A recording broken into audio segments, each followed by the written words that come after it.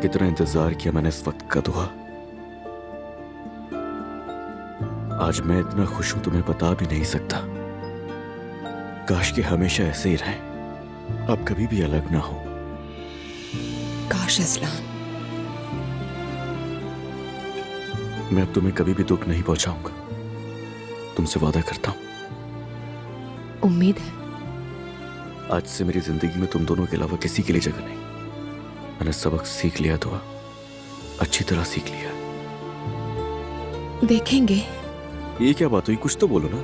और ऐसे देख रही हो जैसे यकीन नहीं आ रहा। चलो खुद आजमा लेना। अभी मैं तुमसे कुछ नहीं कहूंगा, वक्त के साथ साथ खुद समझ आ जाएगा।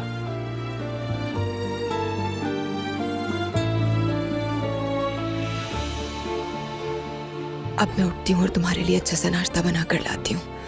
और अगर जवेरिया उठ जाए तो तुम उसे देख लेना, ओके? बेफिक्र हो जाओ।